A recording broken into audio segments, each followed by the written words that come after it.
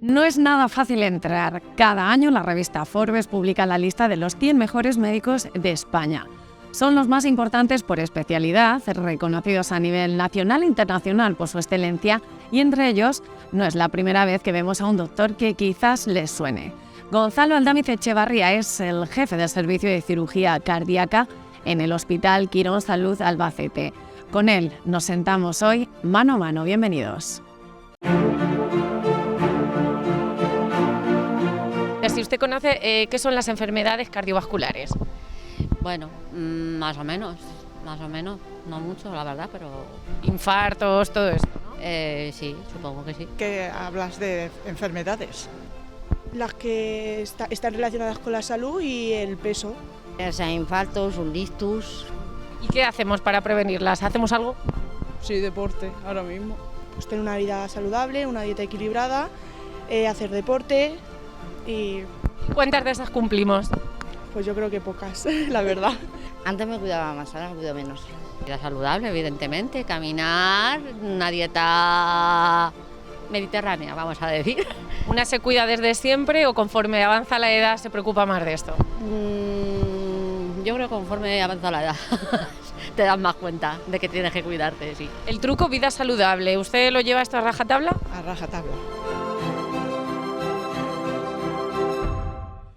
Bien, pues ya lo han visto. Hoy hablamos con uno de esos médicos que han dejado su huella ya en Albacete. Les presento rápidamente al doctor Gonzalo Aldamiz Echevarría. Bienvenido, buenas noches. Hola, buenas noches.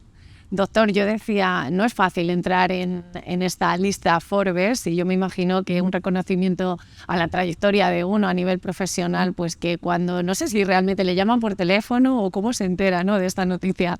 Pues primero, evidentemente, a nadie le amarga un dulce y cuando después de tantos años tienes un reconocimiento de estas características, pues evidentemente te alegras. En cuanto a enterarme, la verdad es que no nos han llamado, a mí por lo menos no me han llamado, simplemente sí que me enviaron después cuando salió la nota de prensa, etcétera, sí que me enviaron por mail que había salido, pero no me llamaron para nada antes. Doctor, ¿en esta lista hay nombres a los que admira también? Por supuesto, hombre, incluso mis propios, dentro de la especialidad nuestra, que somos muy pocos, estar con los doctores que salen, con el doctor Forteza, con el doctor Rodríguez, o el doctor Ruira, pues hombre, es un orgullo.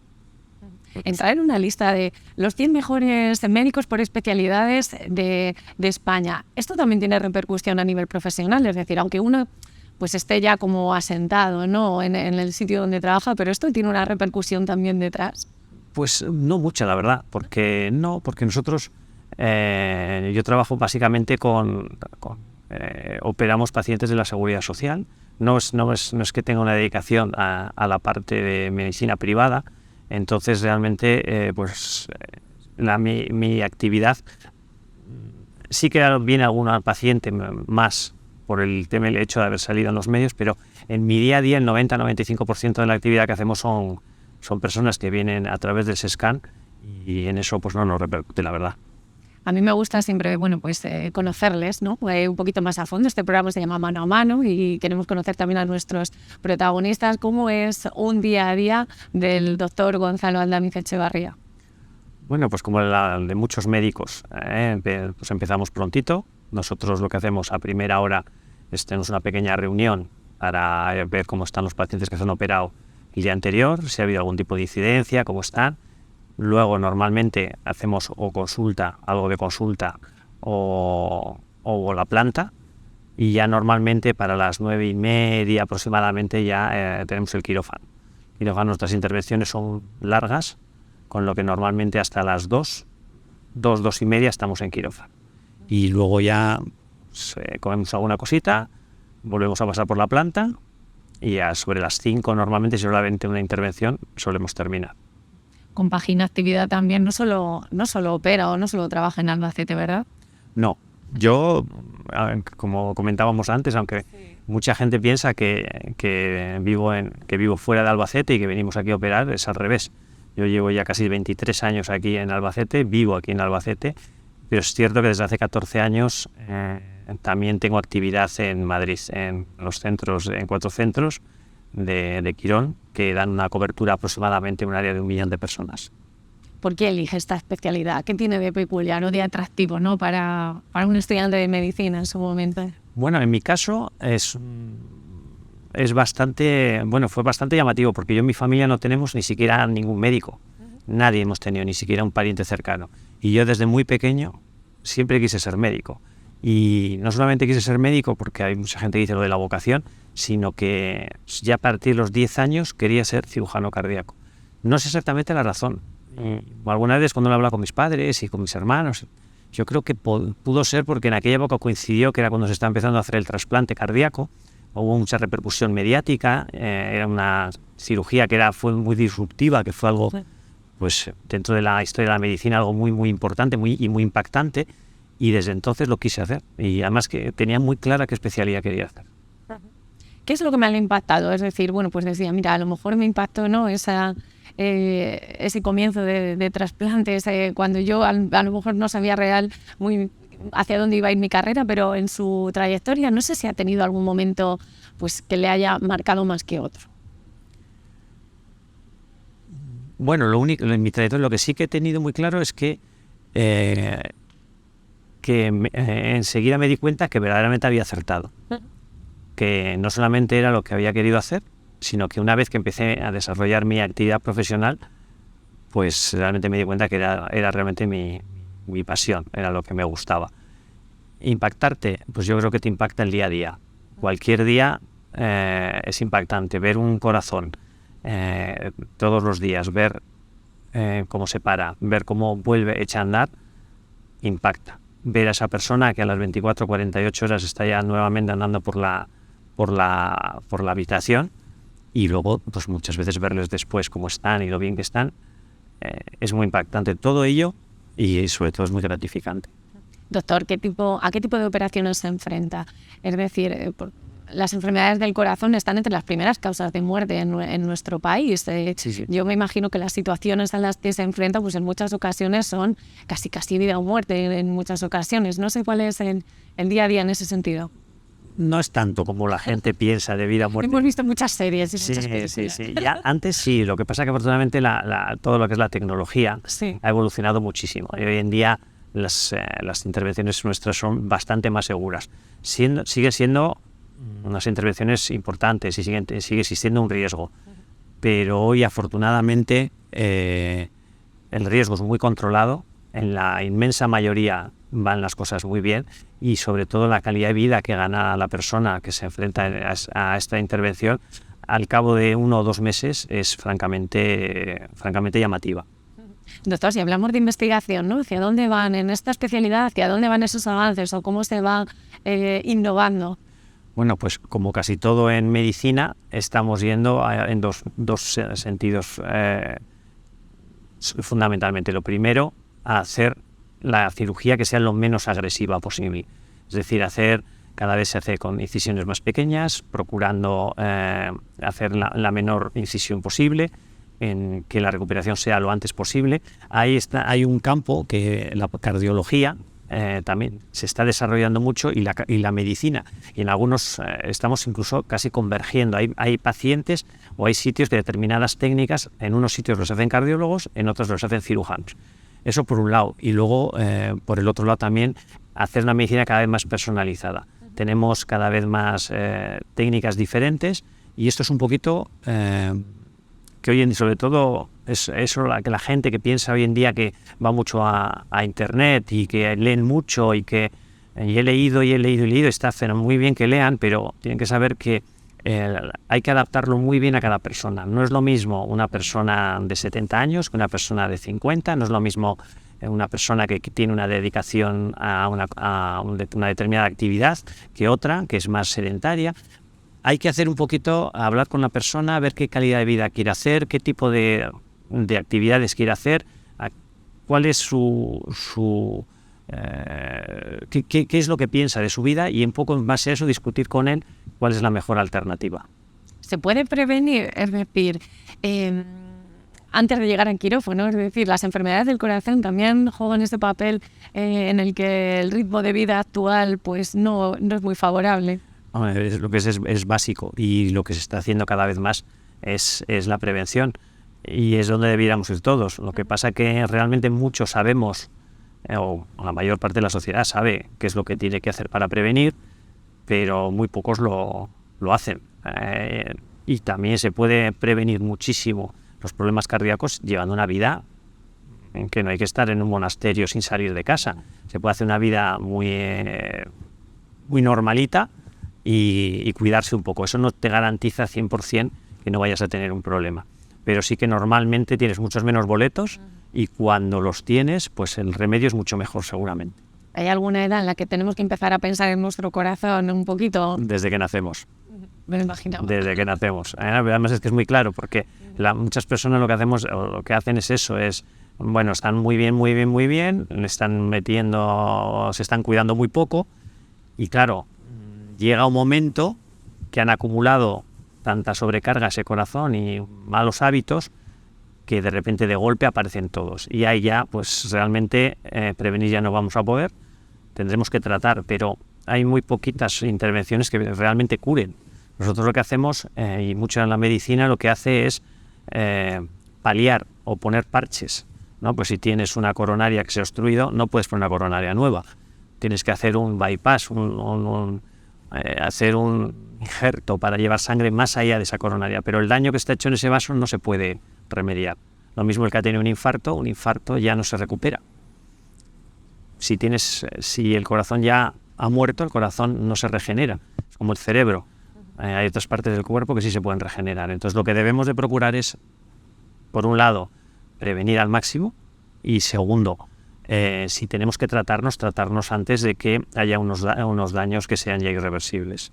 Yo les he escuchado a muchos doctores últimamente hablar pues precisamente de esa tendencia hacia prevenir o cuidar más que curar, ¿no? Más que el sentido del tratamiento en sí. ¿Han notado cambios? Es decir, toda esta cultura de prevención que, bueno, pues ahora a lo mejor más que nunca está latente, pero llevamos tiempo, ¿no?, incidiendo en ello. ¿Se ha notado? Sí se nota. Pero probablemente... hay dos poblaciones, hay la que se lo hace de verdad, ya, y la que no hace, no solamente no hace nada, sino que encima se cuidan menos que antes. Pero sí que se nota claramente. Yo creo que la gente está cada vez más concienciada, la gente quiere vivir más y sobre todo, y que es muy importante, vivir mejor, porque de nada vale, bueno, sí vale, vivir mucho, pero los últimos años o muchos años estar viviendo con muchos problemas, y la gente se cuida y se nota poco a poco. Pero todavía nos falta mucha conciencia de eso, nos falta mucho concienciar mucho a la gente de que verdaderamente lo tiene que hacer. Doctor, voy cerrando un poco el círculo. Hemos hablado pues del propio cirujano, del paciente, también pues de esos avances o tecnológicos, podemos decir, ¿no?, de esa investigación. Me falta la parte del equipo, ¿no?, de las personas que están alrededor. ¿Cómo de importante, por ejemplo, para que a uno le nombren o salga en una lista de entre los 100 mejores médicos de España, pues qué parte tiene el equipo en el que se rodea, ¿no?, el ambiente que le lleva a lo mejor hasta ello? Básica, o sea, siempre es cierto, es decir, no, el equipo, pero realmente a veces lo decimos como así, pero con la boquita pequeña. Pero en cirugía cardíaca el equipo es básico. Nosotros somos la especialidad en la que verdaderamente, y se pone siempre de ejemplo para estudio, lo que realmente se habla de multidisciplinariedad. O sea, yo muchas veces lo equiparo a un equipo de fútbol. Uno puede llevar a Messi, a Cristiano Ronaldo, a un equipo de tercera que nunca va a conseguir ningún éxito. Pues esto es lo mismo. Un cirujano, para ser un buen cirujano, necesita unos magníficos anestesistas, una enfermería estupenda, unos intensivistas, perfusionistas. Es un equipo muy potente de personas. Nosotros en quirófano estamos un mínimo de 8 profesionales, todos, mínimo de 8 profesionales. Y no solamente es la parte del quirófano, es la parte antes con la cardiología, y la parte de intensivos, y luego la parte de cardiología también cuando está el paciente en planta. El equipo es básico. Nosotros tenemos aquí la suerte de que los cirujanos y anestesistas que estamos llevamos juntos pues 20 años, y eso se nota. La confianza, me imagino que la confianza, es la confianza, es la experiencia acumulada, es el día a día, el haber tratado con muchos pacientes, que te da también un aprendizaje, y pues eso todo conlleva que los resultados son mejores. Me gusta preguntarlo porque yo creo que hace 10 años era casi impensable ver en la calle a doctores o a personal sanitario manifestándose, ¿no? Era algo que no era común, no lo habíamos visto antes, y de aquí a 2 años pues lo hemos visto a lo mejor en demasiadas ocasiones. Como profesional, ¿no?, del área, yo no sé qué siente cuando ve a compañeros, cuando ve este tipo de manifestaciones, ¿no? Hombre, pues es una pena, sobre todo a alguien como yo que verdaderamente le gusta tanto y que es muy vocacional. Pero también yo creo que es un poco que la sociedad es la que se tiene que concienciar de que si eso ocurre es por algo. Y cuando protestan unos pocos, pues igual esos pocos no tienen razón. Pero cuando es la inmensa mayoría la que protesta, yo creo que hay que pararse un poco a pensar. No solamente los políticos, yo creo que también la gente, la sociedad, ponerse a pensar que algo tan increíble como tenemos en España, porque no sabemos lo que tenemos, no lo apreciamos, lo malgastamos muchas veces y no lo apreciamos. Yo pues he viajado bastante, me gusta mucho, aparte de viajar en países pues de nuestro nivel, he viajado mucho también por África y por otros sitios y realmente lo que tenemos es una auténtica maravilla. Tener una sanidad universal, gratuita y con la cobertura que tenemos no la tiene ningún país del mundo, ninguno. Pero eso hay que cuidarlo. Y hay que cuidarlo y hay que cuidar a sus profesionales. Antes, ser profesional sanitario tenía hasta un prestigio social. Sí.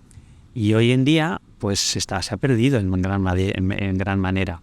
Y luego también había una situación económica de los profesionales y unas condiciones laborales que no es que fueran a maravilla, pero bueno, estaban bastante bien. Y hoy en día eso se ha empeorado mucho. Y estamos en una situación que tenemos que plantearnos. España es el país que tiene la mayor esperanza de vida del mundo, o el segundo. Vivimos mucho, vivimos bien, queremos vivir mejor y queremos vivir más. Eso cuesta mucho dinero, y cuesta mucho dinero en sanidad. Y tenemos que aprender a gestionar nuestros recursos, porque no son ilimitados. Y tenemos que aprender a cuidar a los profesionales, porque son ellos los que nos tienen que tratar. Entonces yo creo sinceramente que tanto los políticos como la propia sociedad se debiera pensar por qué se produce esto. No es un tema igual de partidos, es un tema del sistema. Igual algo tenemos que hacer. Pues fíjate, iba a decir, se sienten valorados porque después de la pandemia en el que hubo ese boom, ¿no?, de si era difícil verlo, si lo veíamos en determinadas ocasiones cuando uno le toca de cerca, pero en la pandemia todo el mundo sentíamos pues la necesidad, ¿no?, de ese sistema sanitario fuerte en nuestro país. Han pasado 2 años y medio y tenemos este tipo de situaciones. La pregunta era esa, ¿se sienten valorados? Mira, te voy a contar una anécdota real como la vida misma. Cuando estuvimos en la pandemia, y sobre todo los primeros 2 meses, yo la pandemia a mí me cogió en Madrid y me tuve que quedar allí. Y en Madrid, bueno, se vieron las imágenes en la televisión que incluso venía la policía y los bomberos a felicitar a los sanitarios en los hospitales, Hospital Clínico, en la Fundación Jiménez Díaz, venía a la plaza tocando las bocinas y tal, manifestándose, ¿no? Y un día pues estábamos viéndolo y tal, y me dijo un compañero: mira, Gonzalo, ahora fíjate, somos héroes. Ya verás, en cuanto esto se acabe, vamos a volver a ser villanos. Y no digo más. Son ejemplos muy, muy visuales, porque aquí en Albacete pues sucedía algo similar. Seguramente. O sea, era algo pues bastante común. ¿Siente diferencias también? Bueno, pues como esa dualidad, ¿no?, de estar en Madrid y en Albacete, ¿siente diferencias entre comunidades o entre ciudades? En lo que a nosotros respecta, no. Es decir, nosotros aquí tenemos los mismos medios que allí, operamos exactamente el mismo tipo de patología, o sea, en ese sentido no. Aquí la organización es un poco diferente porque evidentemente cada sitio tiene sus particularidades, pero en cuanto a la calidad asistencial, yo creo que es la misma la que puedas tener en un momento determinado en Madrid o aquí en Albacete, sin ninguna duda. Doctor, ¿ha tenido ofertas del extranjero? Decíamos, bueno, el sistema español es fuerte, pero con sus carencias.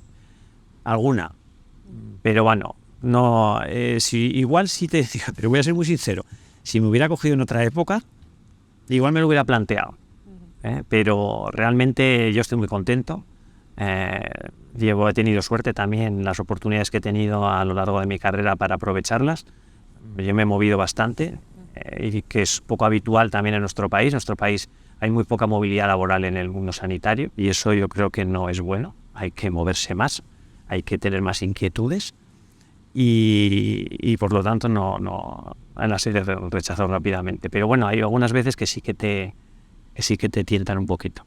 Es un mundo en el que, bueno, pues esos congresos, ¿no? Me imagino también esa interrelación con otros profesionales de otras comunidades o incluso de otros países, pues fortalece también, ¿no? Esas redes que se crean. Claro, hombre, y además es muy importante, es decir, compartir, porque una cosa es lo que viene en el libro, una cosa es lo que te lees en internet y otra cosa luego es la realidad. Es muy importante desplazarse, es muy importante hablar con los que, pues hay gente que es más puntera o gente que tiene más capacidad de innovación y investigadores que están desarrollando nuevas técnicas y conocer de primera mano la realidad de lo que hacen porque todo normalmente no es tan bonito como lo proponen. Entonces eso es muy importante y tener una formación continuada, desplazarse y enriquece mucho y realmente tener una visión, sobre todo porque yo me acuerdo cuando acabé la especialidad, pues bueno, todo el mundo Estados Unidos, maravillosos, son los mejores, no hay ninguno como en Estados Unidos.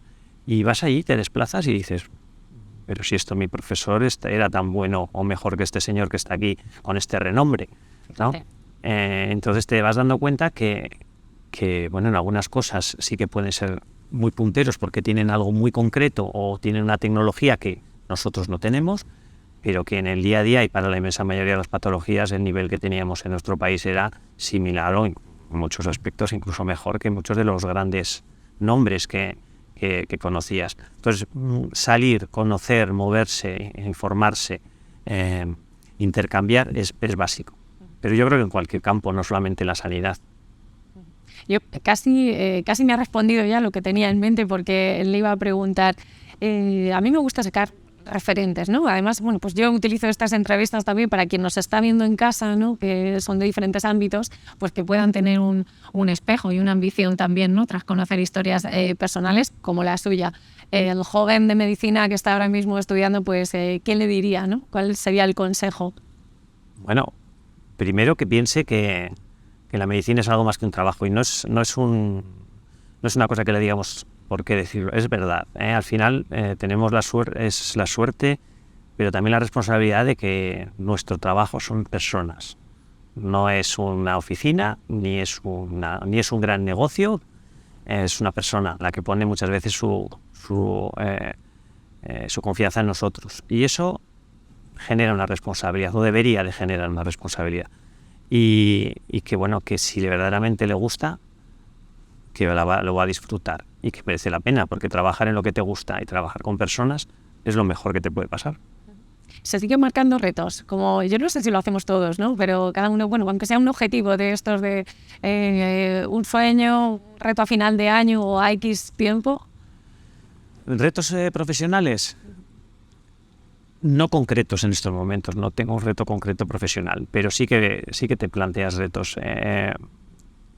Pero ahora ya probablemente tanto profesionales no. A otro nivel, a nivel personal igual sí, porque durante toda mi trayectoria pues también he renunciado a muchas cosas personales que hay que procurar, si no recuperar, por lo menos sí pensar también un poco más en ellas ahora. Es difícil compaginar este tipo de profesiones, lo digo porque, bueno, desde fuera, o lo que escuchamos es que se necesita una dedicación casi de 24 horas y que uno se va a casa con parte del trabajo, ¿no? Sí, es difícil a veces, con perdón, que te aguanten, porque cuando te lo llevas abajo, los disgustos te los llevas, y los disgustos te los llevas a casa, el tiempo, las guardias, las alertas, y sí es complicado que a veces, pero bueno, tiene todos también tiene muchísimas satisfacciones, eso te lo puedo garantizar. Se habla poco, ¿no?, de la salud mental también del cuidador, ¿no? En este caso que decimos, hablamos del profesional sanitario también como parte del cuidador, aunque ahora se habla más también. Sí, ahora antes probablemente no le dábamos esa importancia que tenía, pero ahora estamos viendo cada vez más que es una parte básica. Y ahora sí que le estamos empezando a dar mucha más importancia. Pero todavía, como todo, debemos darle aún más, porque la parte psicológica en todo, en la persona, en tanto el profesional como el paciente es muy, muy importante. No solamente ya es un acto físico, puede ser un acto quirúrgico, la recuperación de la persona y de tratar su enfermedad tiene un componente psicológico que es muy, muy importante y que todavía el sistema no lo tenemos todavía en eso maduro.